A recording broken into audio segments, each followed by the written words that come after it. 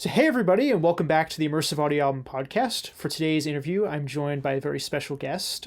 This is Christopher Holt. He's a musician based in Dallas, and he's involved in a number of different projects, including Mike Campbell and the Dirty Knobs, and also a band you may have heard of called the Eagles, where he's currently playing with them at the Sphere. But the main thing we're going to be talking about today in this interview is Chris's solo album, Across the Milky Way, which came out in May of this year. Yeah, May of 2025. That's where we are. Yeah, amazing. Yeah. So I've recently had the honor and privilege of doing a Dolby Atmos mix of this album, which is going to be released on immersiveaudioalbum.com as a high-res download. And Chris has actually just listened to the Atmos mix for the first time.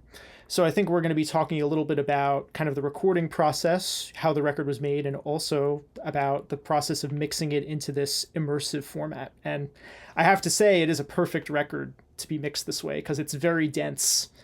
So I think to get things started, Chris, if you want to just kind of introduce yourself to the audience and talk a little bit about your background. Yeah, my name's Christopher Holt, and I've been a musician for as long as I can remember, since I was a teenager, and I've played in tons of bands over the years, but made a lot of records as a songwriter and as a band leader. But I've also done a lot of work as a session player and a lot of work as a sideman. And so in recent years, I haven't really been doing as much of my own thing as I have been backing other people up, playing with the Eagles. I'm a guitar player, and Mike Campbell the same way. But I decided to get back to making solo records because I just realized I think it had been 7 or 8 years since the last solo record I had put out, which is called Stargazer. And I had a lot of songs laying around as I just decided it was time to get back to it. So, as I understand it, though, there are some cool guest spots on this record, like Mike Campbell plays lead guitar in a couple of songs, which is really cool for me because I'm a huge fan of Tom Petty and the Heartbreakers, for me to be mixing something that has Mike Campbell on it. Yeah. But for the most part, you played all the instruments on this record. So I'm curious, even though kind of you wear many hats, like what would you say your kind of main discipline is as far as instruments? I primarily I'm a guitar player, I suppose. I'm kind of a jack of all trades, but master of none. I don't even know that I would say I'm a master of the guitar by any means, but it's the thing I've played the longest. I started playing guitar when I was 12, and then picked up the piano. I'm mostly self-taught on everything. I did have some guitar lessons early on, and a guy who mentored me at a very crucial part of my development as a musician. Who helped me out for a couple of years and then pushed me out the door and said, "Now go play, run along, now go do it." But yeah, so being a guitar player has kind of always been first and foremost the thing that people call me to do. Although keyboards keyboards is something that I do a lot of as well. But nobody calls me to play drums. Secretly, I want to be a drummer, but I don't know that I'm good enough drummer to be to be in anybody's touring band. Well, I think, I'm sure people have asked you this before about like kind of what your influences were on this record. And when I listened to it, like, I sent it to a bunch of different people because I have, testers with Atmos systems to listen to it. And everybody gave me like different answers. I mean, when I listen to it personally, I hear a lot of like Southern California kind of stuff, like the Eagles or like Jackson Browne. And I mean like the early Eagles stuff, like with Randy Meisner and Bernie Ledden, like those kind of harmonies. So yeah, with some of the more country influence.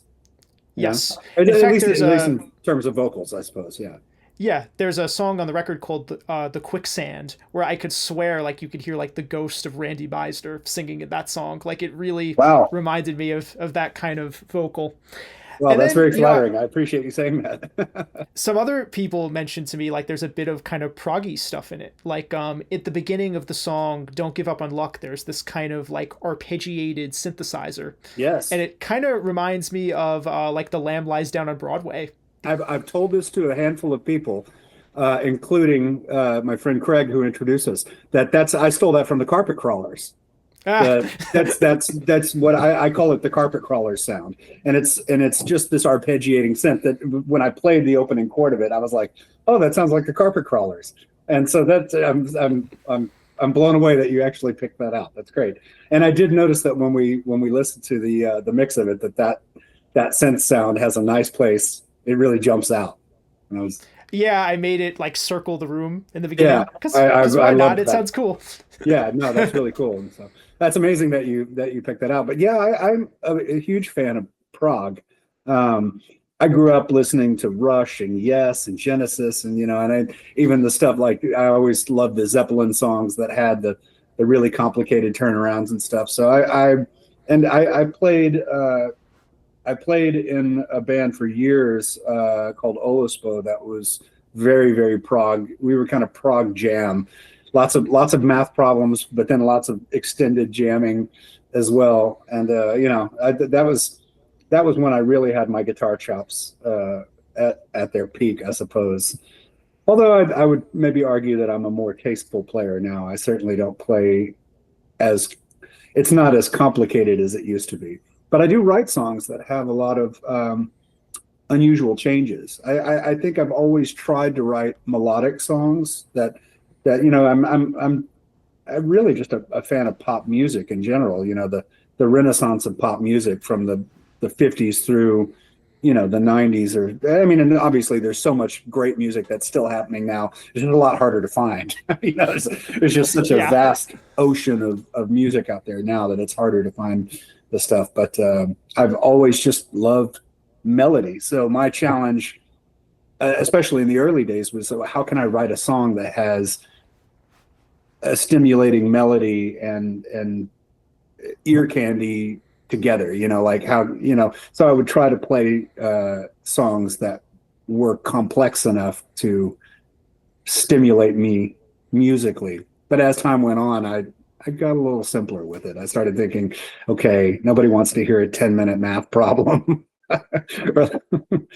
Some people do, though, I suppose. Well, I have to ask you because I'm curious because I went to school for music recording and I'm not a musician, but I understand kind of the mechanics of how records are made. And I always wonder, like on a record like this, where there are all these layers, do you go into the studio thinking like this is going to be this like over the top thing, or is it like you start with a simple demo and you just start like it slowly grows into this behemoth, you know? I think it's the latter. It usually starts simply but I have a problem with this. I have a problem with so whenever I do a solo album, I always play all the instruments myself. I've done tons of bands, over the years where I recently was in a band called the Bastards of Soul where we tried to track everything live. Like we tried to get the band in a room doing a take. I've had to do it from both sides. So whenever I do solo albums, because bands are so based in compromise, when you play in a band, there's just so much compromise involved that I love being able to go do a solo project where I can do everything my way and I don't have to argue with anybody. I can so that to me that's how all of this happened with this album is very similar to some of the other albums, I guess, because I just said, well, I've got an idea that I want to stack 5 harmonies here. Why not? I'm just going to do it and see and if it doesn't sound good to me, then I'll change my mind about it. But what happened with this record was I really did. I had kind of it in my head that it would be this really big, expansive, lush sound. And once I got going on it, then I didn't know how to stop. Well, I let all of the indulgences come out, that's part of why it was so fun to work on in Atmos because there's actually, if you have 11 speakers, there's actually enough space to put all these things. I mean, yeah. kind of what I wanted to achieve in doing these mixes, because I think that you and John Dufalo did a great job on the stereo version. Like the LP sounds great.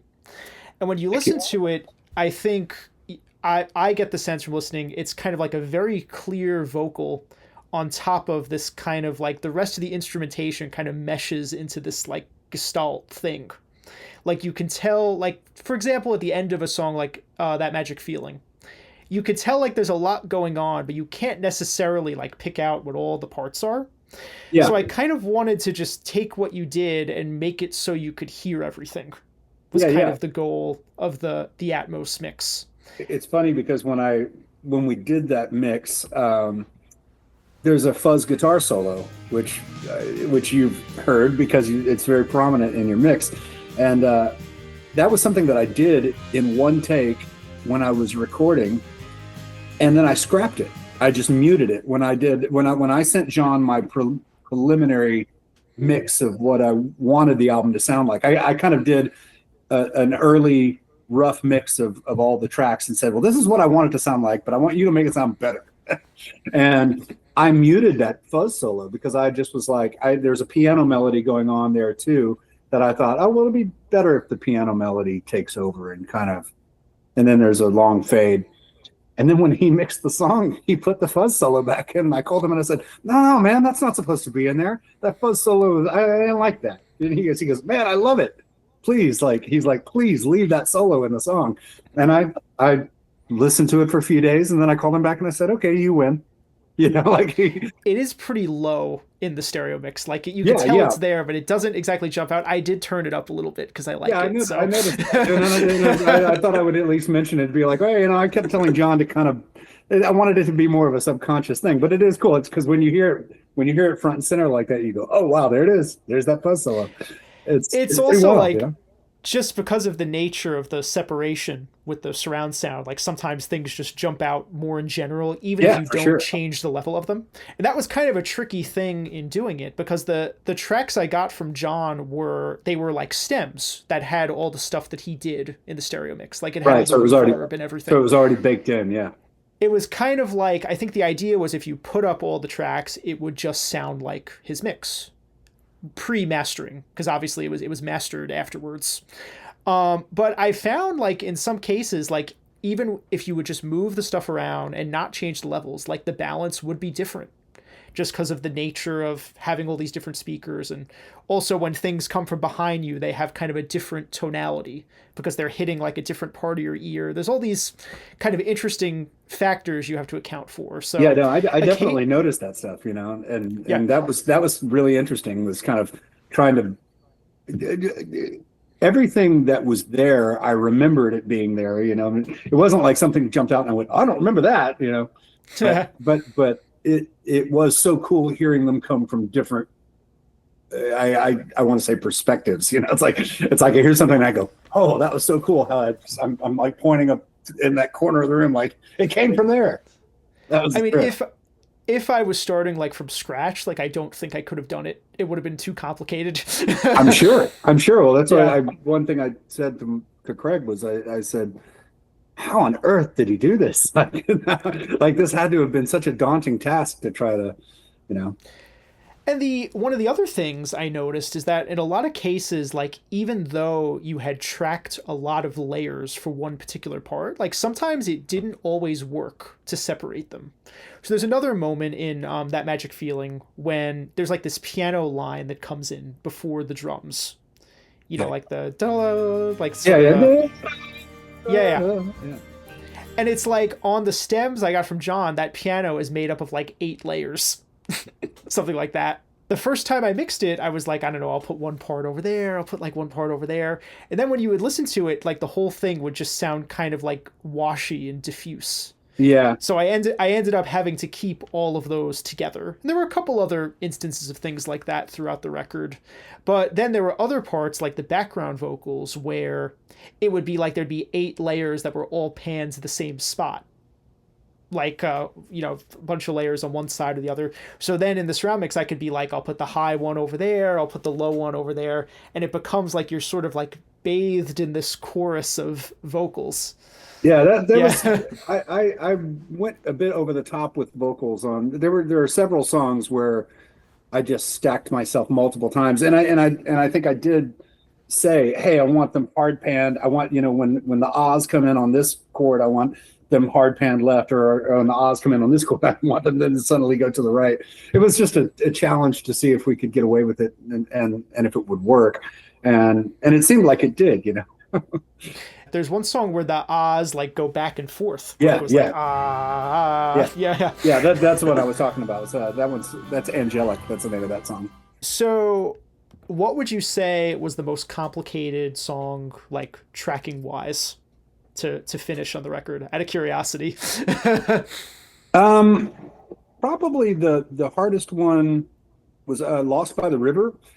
So that was one of the earliest ones that I started working on. And actually, I did do some of the recording at a studio called Pleasantry Lane. I wasn't being completely truthful earlier when I said I did the entire thing at home, because what I did was I started at Pleasantry Lane with a song called California Scheming and with Lost by the River. And I scrapped the version of California Scheming that got recorded there because it was a very Jackson Browne kind of lazy country acoustic thing, and the feel of it just didn't work for me. Like I came back and said, oh man, this is really kind of boring to me. Like I didn't hate the song, but I hated just the way I had produced it. I didn't like the arrangement of it. And so we scrapped that, and I came up with a completely new arrangement, which is the bouncy piano version. I call it the power pop version. It's like jellyfish or something. With the finger snaps. Yeah. Yeah. But so that one was fairly complicated, but also Lost by the River. The point I was trying to make about the other studio was that I decided that I didn't want to spend a fortune trying to record all of that there, because I started to have this vision in my head. This is going to be very dense and layered and complex, and I really think I just want to do this at home. So what I wound up doing was I wound up going back for one more day at Pleasantry Lane and just recording drums there. So I had scratch guitars or scratch piano, and then I would just play the drum part, and then I took all the files and went home. So all the drums were recorded by John. It's me playing the drums, but it's John Dufalo actually engineering that session, because John helped us get a really good drum sound. And then everything else I took home. But I remember spending a lot of time on Lost by the River because there's a lot going on in that song. Just stacks of harmonies, and there's pedal steel, and there's nylon string guitars. That one was particularly complicated. But for me, it's usually vocals that give me the hardest time. Like I can put tracks down all day, just doing musical stuff. It's when it gets to the vocals, and it's not even the harmonies that really give me trouble. It's like getting a lead vocal that I'm happy with. Some of the melodies, like I'm not a singer, but I could tell like they're tricky when you try to sing them. Like Satellite Alone. Like it goes up and down, and and that one was a particularly. If I had to say what was the hardest song on the record for me to sing, it would be Satellite Alone, because when I wrote the song, I wrote it originally for this band that I was in called the Bastards of Soul, and I imagined we had a singer in that band, so we had 4 different songwriters, and we were all writing for this one guy who was a soul singer, amazing voice, but it was very different from the way I sing, obviously. And I had debated, maybe I'll transpose it to a different key for his voice, but I was imagining it being this soul shouter kind of thing. And we never got around to recording that song. They just never became a thing. There's that whole band, there's a story there. But so when I decided to do my own recording of it, I thought, okay, well, I'm just going to shout it. I'm just going to belt it out as hard as I can. And I probably did 20 or 30 vocal takes where I just blew my voice out singing it. And one thing that was really frustrating was that I just wasn't happy with it. And even after I had gotten what I thought was a final version of the song, I flew to California to Mike Campbell's house. So after I had what I thought was a mostly finished version of the album, Mike asked me what I'd been doing with my time off. Just in a conversation we had. And I said, oh, I've been making a solo album at home. And he said, oh, I want to play on it. And so that was like I had already done guitar solos for these songs, and I had already essentially finished tracking the record. And Mike said, well, I want to play on it. And I was flying out to California to do rehearsals with him for a Dirty Knobs tour. And I took my computer and my drive because I thought, well, okay, I've got to have Mike on it if he wants to play on it. So the same day that I had him do his guitar solos, he played a solo on Satellite Alone, and he played a solo, a trade-off with me on I Need a Hearing Aid. There's a little back and forth where one guitar is me and the next guitar is him. And that was a lot of fun. But I sat up, and it was whenever I go to California to work with Mike, I always stay at his house. And he's got a guest house. And it's like being in guitar heaven, you know. But I was just sitting there in his guest house that same night, and I suddenly was so unsure about the vocal on Satellite Alone, because I was listening to his guitar that, you know, I dropped the solo in, and there's this back and forth with the piano, and I just wasn't happy with the lead vocal. So I, at the last minute, recut the vocal in his guest house. I just literally pulled out a microphone, and I was sitting around having a drink, and I like laid on the bed with a microphone, with a handheld microphone, and sang it in this really soft kind of what I called a Curtis Mayfield falsetto. It was the polar opposite of how I'd been singing it before, and suddenly that worked for me, you know. And I played it for a few friends who were like, "Are you sure? You sure you want to sing it like that?" And I was like, "Yeah." But that was crazy, because that wound up being the song that gave me the most trouble, and it wasn't until I was laying in bed at midnight with a handheld microphone that I came up with the final vocal for that song. And now I listen to it and I'm like, it's great. I love it like that, you know. But I don't know why it took me so long to realize that that's how I wanted to sing it. I thought it reminded me of the band Little Feat, that song. Oh, really? Yeah. It's definitely got that. It's got that swampy kind of Lowell George. What's the name of the piano player in that band? Bill Payne, I think is the piano player. That's a great compliment because that's definitely the vibe I was going for. I wanted it to have that real swampy kind of groove. And I assume the idea, like, to like distort the vocal during the verse, it has like a telephone sound sort of that came later in the. Yeah, well, it was something that I definitely had thought about, because I used that sound a couple different times on the record, you know. And, but it was something that I think I told John that's what I wanted, you know, and I kind of did a fake version of it on a mix that I gave him, and then he, I think, just made it sound better, you know. So there are different stages of that, you know. And in the first verse of the song, it's like really, really tinny telephone kind of effect, and then it opens up a little bit in the second verse, and then when the chorus comes in with the harmonies, it kind of gets really big. So I love hearing your interpretation of that. Yeah, that was one of the cool things about it, because when it switches from the telephone to the natural voice, you could change the positions of them. So usually, like, the telephone voice, I'd have maybe like a little bit higher up, and then it would switch to the ground for the main ones. Yeah. I mean, one of the things I love about this format is you can change the size of the soundstage based on the dynamics. So, like, you can have, like, the verses, kind of like all the instruments are in the front. And then when it goes to the chorus and you add all these harmonies and things, you could suddenly, like, blow it out. And then it really kind of hits you that way. I think it's the kind of thing you have to hear multiple times to really appreciate all the work that goes into it and all the different layers, you know. I mean, that's one of the things I've said about this album in general. It's like, it's not meant to be listened to once. You kind of have to hear it a few times to let it sink in a bit. And I think in hearing it in this format too, like I really want to hear it again and again, just to see what I notice differently on repeat listens, you know. One of the other things I wanted to ask you about was the transitions between the songs, because one of the things that's kind of delightfully old school about this record is that it's like a gapless experience. Yeah. Kind of like a lot of classic albums like Dark Side of the Moon, where the songs flow into each other. I even mentioned to Craig in an email that the transition of Snap Out into That Magic Feeling was kind of like, you know, Speak to Me into Breathe.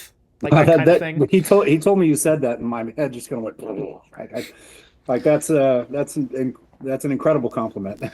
But that, that's what I love. I love old records that kind of have. I mean, my favorite record, my two favorite records ever, probably Dark Side of the Moon and Abbey Road. And the way the continuity is on those albums. Pink Floyd and the Beatles were two huge influences on me, and I thought it was really. I just love the way they designed their albums and sequenced their albums to be heard as one thing, as it's a work of art. It's and I'm not comparing my record to those records, but believe me. But I've done this for years with albums of mine where I wanted the transitions to matter. I wanted it to be very purposeful, the way it's sequenced and the way one song transitions to the next. It's not necessarily a concept album or anything. There's not a linear narrative or anything like that, but it is meant to be heard in this way. So I do work hard on, you'll notice that one song ends on an E flat chord and the next song begins on an E flat chord. It's like, that's by design, So. I mean, the stuff with the chords went over my head, but I did notice you deliberately change the pacing of the songs. You have these slower pieces like Lost by the River or Parallel to kind of break up the momentum. Yeah, for sure. Yeah, I definitely try to. It's peaks and valleys, you kind of do a lot of that. So I assume you had the songs were obviously not recorded in the order that they are on the album. So was there kind of a lot of trial and error in figuring out how to sequence them for the final release?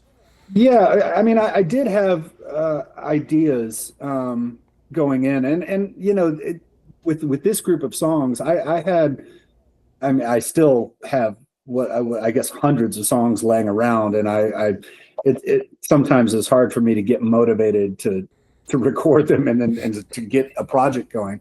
But what I did was I picked 12 that seemed like they fit together.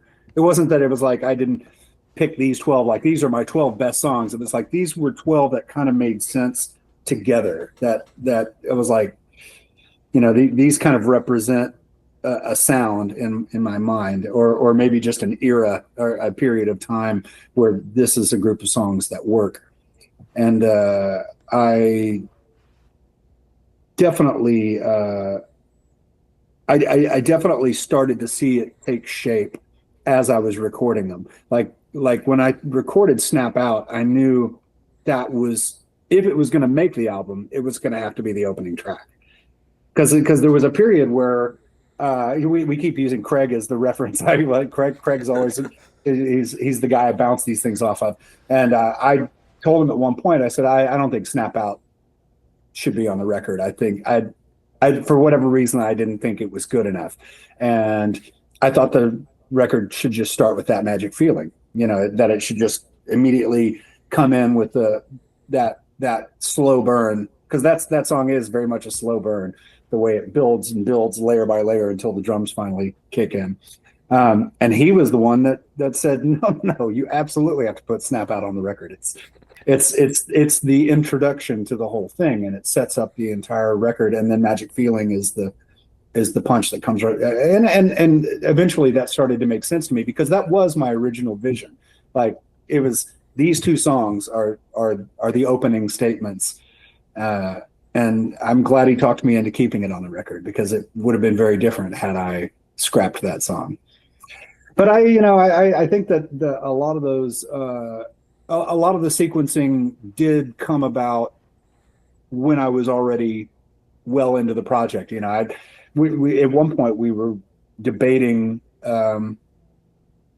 swapping songs on certain sides because of vinyl. We were really worried that the record would be too long to fit. It wasn't that the record itself was too long. It was just that certain sides were going to be too long. The way I wanted side A to be was like, hey, or I think it was actually side B that was running too long. And I eventually, I just was like, no, I can't compromise here. If I move this song to side A, it's going to completely ruin the whole sequencing in my mind. So, I definitely was I was pretty set on it early on what I thought the sequence of songs on the record should be. I did notice the LP goes pretty close to the run out. Like Yeah, it's pretty packed. yeah, Yeah. most definitely. So I didn't want to trim those fades too much, you know. It's interesting you say that Lost in the River was one of the hardest songs to put together, because I thought the hardest song by far to mix was Don't Give Up on Luck, because there's just Yeah, like so many vocals.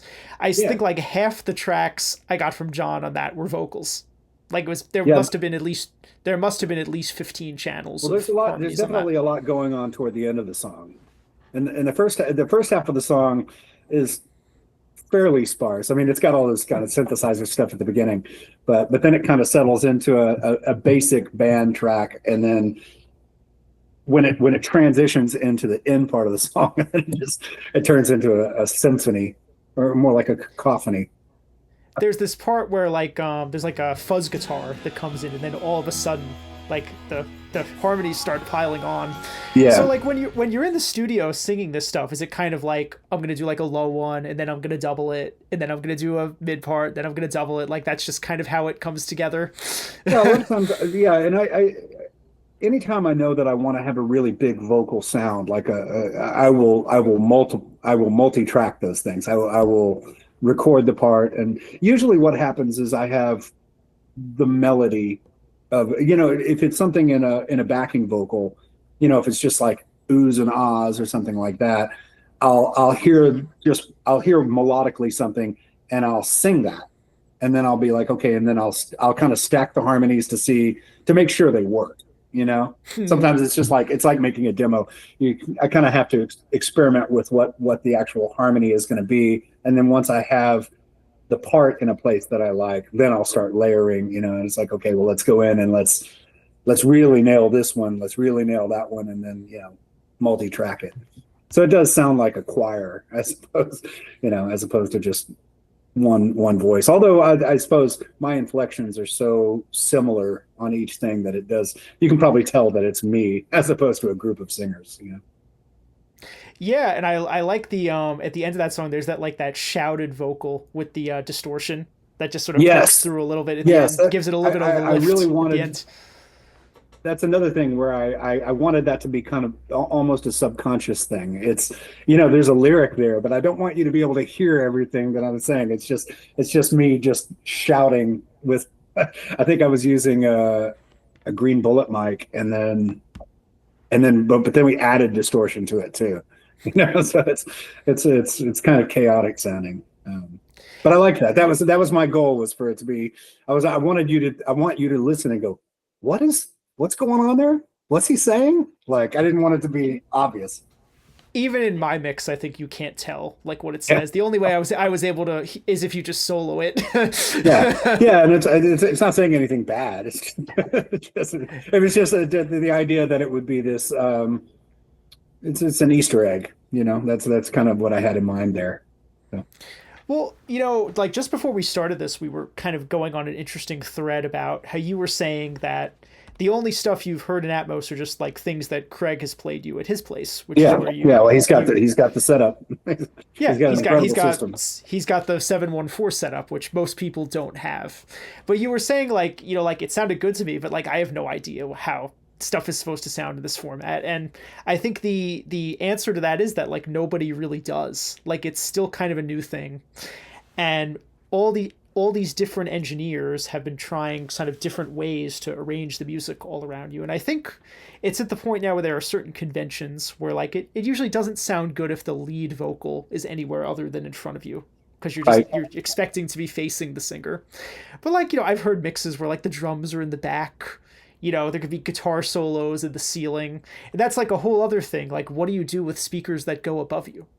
Because the idea of having stuff behind you, it's kind of like you could tell yourself, well, I'm in the studio surrounded by the musicians. Like that's not an unrealistic perspective per se. But then like what do you put in the ceiling? You know, like if there's like a sax solo that comes from above you, it's like what is like the sax player standing on a balcony in the He's studio? hovering. He's hovering in the Yeah. balcony. So I think it's for me, like you have to kind of let go of the idea that it's supposed to emulate a real event, because the album itself is not realistic either. in the sense that there are so many parts. Now, Yeah. granted, you were able to play the album live, which I want to With a ask you nine about. with a 9-piece band. Yeah, Yeah. but I'm curious, just as someone who like heard it fresh, what were some kind of standout moments for you? You thought in the immersive version? I really loved hearing in Magic Feeling especially. It was really cool to just kind of hear, guitars that kind of jumped out at me over here, or you hear a tambourine that comes in over here, like those kinds of what I call ear candy moments jump out at me all the time.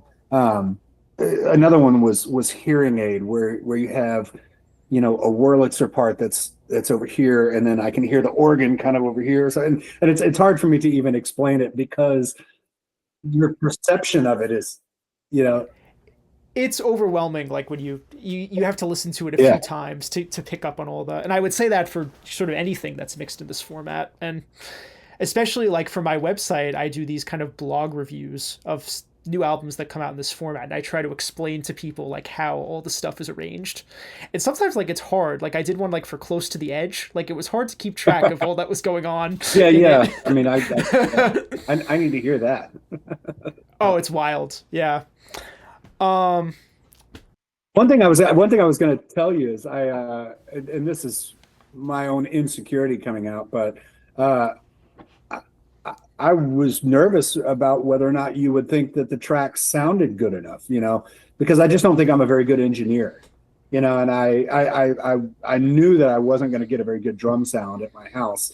So that was why I made sure that I had John engineering the sessions at Pleasantry, where we got a really good drum sound. Once I had a good drum sound, I was like, okay, now I can go do the rest of this at home. But I always wonder, part of when I joke, I'm like, oh, I want to re-sing all the lead vocals. It's because it's not because I thought the performances were bad necessarily, but I worry about whether they were recorded well enough, whether or not, it was sonically good enough. And that's a question I have for you. It's like if any of that was a challenge just because of the way it was recorded. I recorded it in a very unconventional room. It's not really a proper studio. I would say not at all. I mean, if John, like if he did any stuff like with triggers with the drums, he used natural sounding samples because I couldn't tell. Yeah. No, I wouldn't say that at all. The challenge was more to just make sure that it didn't sound too different from the stereo one. Right.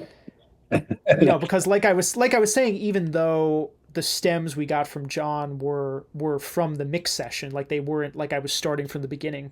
It was still like things would occasionally like jump out a little bit. Sometimes like you'd have to like EQ some of those like percussion bits, like you'd have to like take off some of the top end because like Yeah. when it's mixed to like the corner behind you, it starts to really stand out and get like annoying.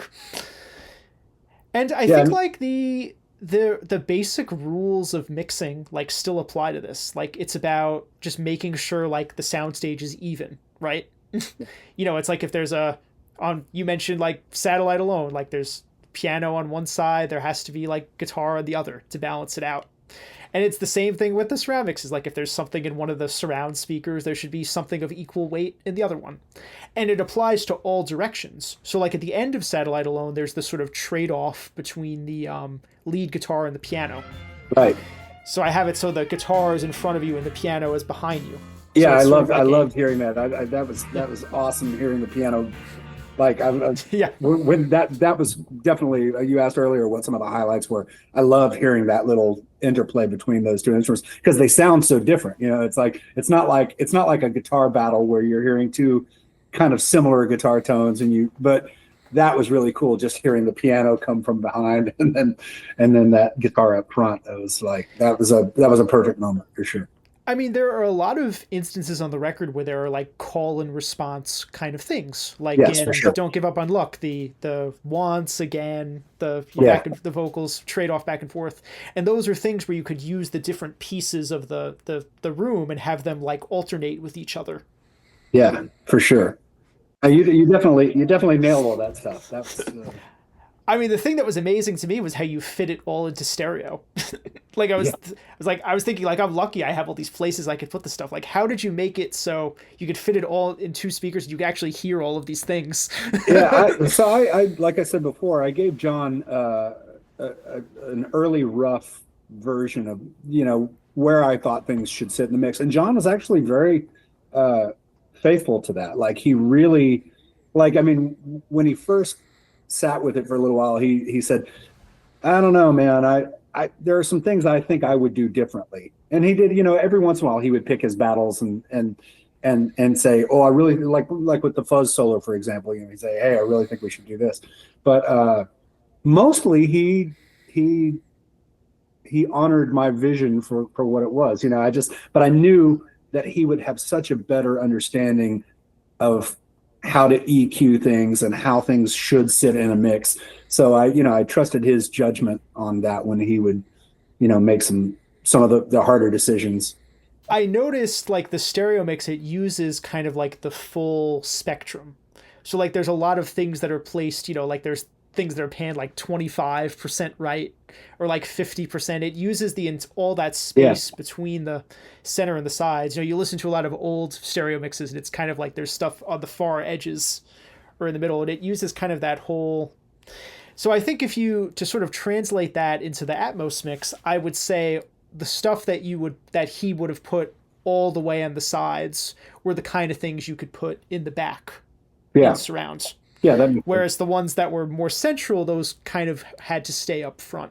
Things like the bass guitar or the kick drum, those kind of yeah. Well, since we mentioned it briefly, how did you play this album live? Like how did that work?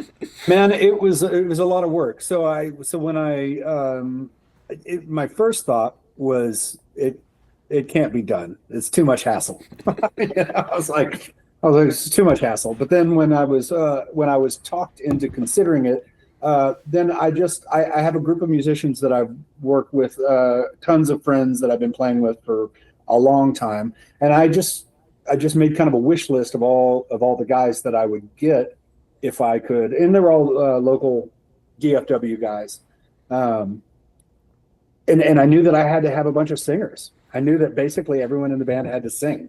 I was like, so I assembled this group of guys, and I said, we're probably not going to get a ton of rehearsal time, but I'm gonna pay you a nice wage to learn this material and to come to practice. I was like, I just want to do it right. So whatever it takes, and the guys did their homework. That was the thing, is they had to, so it's because I tracked the whole record myself, I was able to send stems to everybody. I had to sit down with the whole thing, and I had to figure out, okay, who's going to do what. I had to first confirm the band, 9 guys, including me, and I had to figure out what I wanted to do on each song. So it would be like, okay, well, on, like, for example, on I Can Only Be Myself, there's an acoustic guitar part. There's a capoed acoustic guitar that finger picks throughout the entire song. And it's a pretty big, loud song, but that the whole foundation of the song, it was written with this gentle finger-picked acoustic. Like the demo of the song was just the quietest thing ever, and then it turned into this big punchy sound. So I said, okay, well, when I perform it, I'm going to just finger pick an acoustic. And then so then it was like, okay, well, you got to have one person playing the rotary guitar, you got to have one person playing the stabby guitar, you got to have 3 different guitar players playing the slide solo in the middle, because it's doubled, but then there's a 3-part harmony, that kind of Brian May thing that happens at the end of the solo. Yeah. So it was just a daunting task, kind of figuring out, okay, well, this is what I'm going to do on this song, and then assigning everybody their parts. And so then I had to, make little mixes for everybody where their part was isolated. Like, here's the actual stem of the part that you can hear completely by itself. Here's a mix of the song with your part turned up really loud, so you hear it in context, so it was just a process of over a couple months where I had to assign parts, make mixes for everybody, call them and make sure they were doing their homework. And then we actually got together. It was 2 weeks before the show. We had 2 rehearsals, and then we had to have a third one because it wasn't quite good enough. And even then, you know, you can't get what I call tour tight. You can't be tour tight on 3 rehearsals alone. But we did a pretty remarkable job of getting it together on 3 rehearsals, and I was really proud of the guys. And the show went great. I mean, Craig will tell you it was really awesome. So we played the album in its entirety, straight through, and tried to do the transitions as best we could. It was interesting. I'll have to. We did record the whole thing, so I'll have to get those recordings to you so you can hear how we made a few changes to the live version. But then we also did an encore set where we played 5 or 6 of my old songs from previous albums. So it was a lot of work. It was a lot of work for one night. Yeah, I was going to ask if like you were planning on releasing the recording at some point. I think so. Yeah, we recorded and filmed it, and I've just been busy with other things for the past few months, and I started doing the same thing I did with Milky Way. Some preliminary mixing and some cleanup of the stuff, because I was going to hand it off to John Dufalo and have him, because he mixed the record initially, I was going to have him do a stereo mix of the live show. But I wanted to make sure that it was all cleaned up and sounding good before I hand all that stuff off to him. And I just haven't finished doing that yet. I'm real close though. So it will hopefully all be done in the next couple months.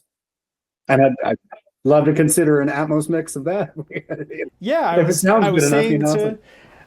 I was saying to Craig, it would be interesting to do an Atmos mix of the show, like what that would sound like. It would depend on how elaborately recorded it was, but this is something that like other artists have done.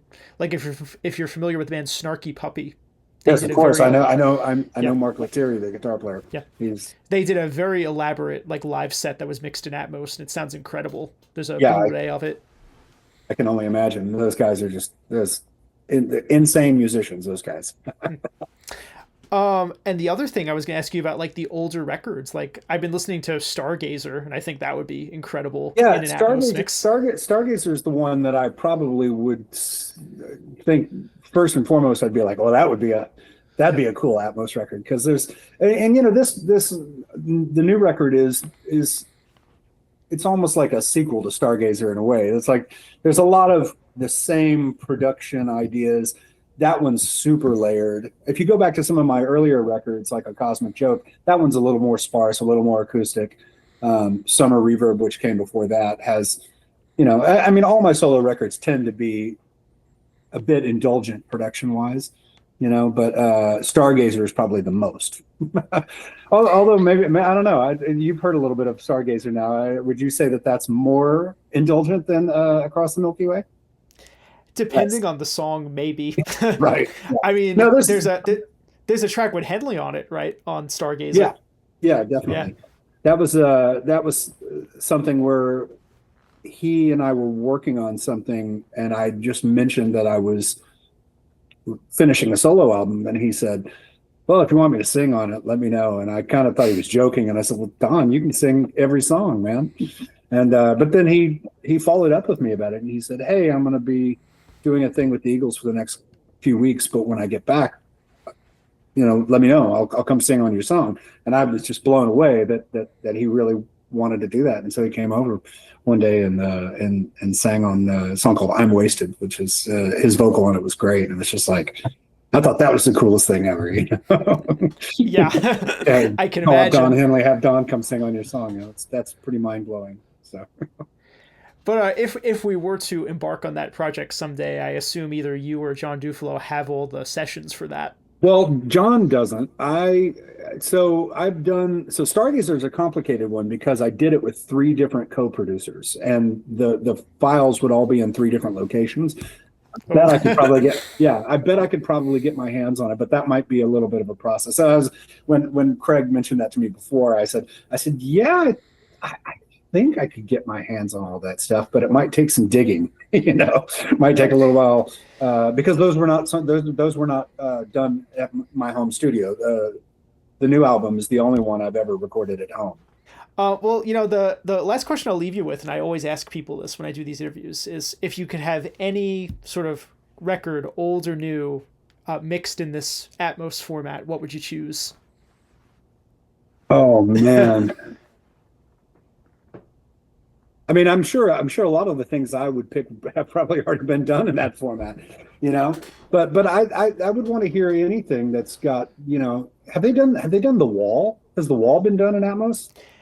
It's been rumored that they've been working on it for years. Oh, I I don't would I don't love. know I don't know if we'll have to wait until I guess the anniversary would be in 2029 for it to come Yeah. out. Has Quadrophenia been done in Atmos? Yes. Okay, I need to hear that then because that would be amazing. I'm a huge fan of all the bombastic double albums. But The Wall, I would love to hear The Wall done. And there's just so much going on. There's so many great layers in that record, and it's so well recorded. That it's so well recorded that I mean, just the sonic clarity of that album. I mean, that's just one of my favorites. Oh yeah, Definitely for top sure. top top five favorite album of all time for me. So I always say Led Zeppelin, like any of them. any of them? Oh yeah. You know what? Actually, I'd love to hear Physical Graffiti done in Atmos because I would love to hear somebody remix that album and bring the bass up, man. Like I feel like Physical Graffiti is my favorite Zeppelin album, but I think it's the weirdest sounding one. It's like a lot of that record sounds like it was recorded in a tin can or something. Like I just feel like it doesn't have very much bass presence. Like I would love to hear kind of fatter bass sound out of that record. The thing to me is like if they were to do Led Zeppelin 2, like there's a lot of parts on it, like that middle section of Whole Lotta Love, where it Oh kind yeah. of sounds like it was just like a bunch of people on one desk just like moving stuff. Yeah, Like yeah, the just moving faders, yeah. And that's how they did it a lot back then. It's like all hands on deck. I just wonder like if you were to do it now, you'd have to like really listen to that and match exactly how all the Oh things move. yeah, It I would be mean, it would be a that's the huge kind of thing. challenge. Well, it's like the Beatles doing Tomorrow Never Knows. It's the same kind of thing where it's like I'm not sure. Dark Side of the Moon even was like that too, where I think just trying to match the mix that Alan Parsons put together originally would be a daunting task. Just because Hmm. so much of that was done manually with multiple hands. You know. I mean, you can Yeah, automate it. You can automate all that stuff nowadays, but just being able to match it to the way it originally sounded would be a real tricky thing. and if you get it wrong, like people notice. The fans Yeah, who buy this stuff are people who really know the records, and they'll let you know if you screw it up. yeah. I remember when Giles Martin did some of his remixes of the Beatles albums. Any sort of change he made, I noticed it immediately, and it took some getting used to. You listen to a record thousands of times over the course of decades, and then suddenly you hear a different version of it. It kind of slaps in the face a Yeah, little bit. But I actually really like all those remixes. I thought he did a great job with that stuff. I mean certainly the one for Revolver, like being able to hear like a like regular stereo image on some Yeah, of those songs, like on the original version of Taxman, like pretty much everything is on one side. yeah, yeah. So it's cool he was able to kind of fix that a little bit. But yeah, anyway, so Chris, thanks so much for your time and for the opportunity to mix this record. And I Thank you for encourage your anyone time. who's watching who has an Atmos system, or even if you listen to it on headphones in the binaural rendering, it sounds interesting and different than the release stereo version. Yeah. But certainly, if you've got the right kind of speaker system, and it doesn't have to be 10 speakers, it could only be 5, it could be a sound bar. But I would encourage anyone to check it out because it is a perfect record for immersive audio. Well, I really appreciate it, and all the kind words, and just you taking the time to do it, and it's just magical sounding when you hear it in this format. I'm looking forward to hearing it again. Thanks so much.